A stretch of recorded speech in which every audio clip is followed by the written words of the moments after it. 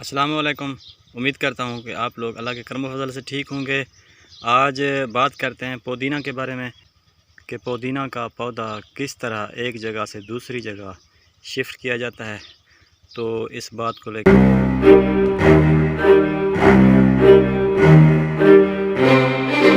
मेरा नाम शाहजहान है। आप लोग देख रहे हैं शाहजहान ऑफिशियल 5888। मेरे पास एक पुदीना का पौधा है जो कि मैंने एक जगह से निकाला है। अब इसकी पनीरी हो, चाहे आप गमले में शिफ्ट कर रहे हैं या खुले में शिफ्ट कर रहे हैं, तो इसकी जड़ों का होना ज़रूरी है। तो मैं इस जगह इसको शिफ्ट करने जा रहा हूँ। तो पहले जो है इसमें थोड़ा सा गले सड़े गोबर का इस्तेमाल कर लेते हैं। ये मेरे पास थोड़ा सा गाय का गोबर रखा है, ये गला सड़ा गोबर है।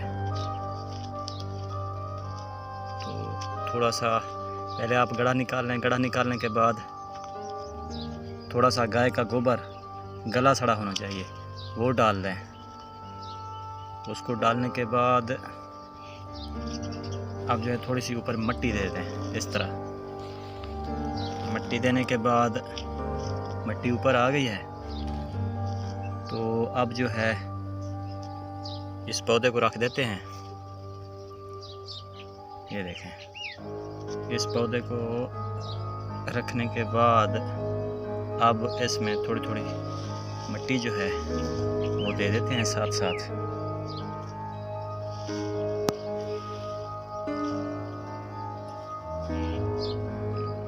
तो मिट्टी देने के बाद बाकी आप लोग पुदीना के फ़ायदे तो ज़रूर जानते हैं। अब मिट्टी हमने दे दी है, ये नरम और भुरभुरी मिट्टी है, ये मैंने दे दी है। तो अब आखिरी बात, अब इसको पानी देते हैं। चाहे आप गमले में शिफ्ट करें इसको, चाहे खुले में शिफ्ट करें, इसकी जड़ों का होना ज़रूरी है। तो इसको पानी दे देते हैं। पौधों को आप पानी शाम के टाइम दिया करें ताकि पानी जो है वो गर्म ना हो।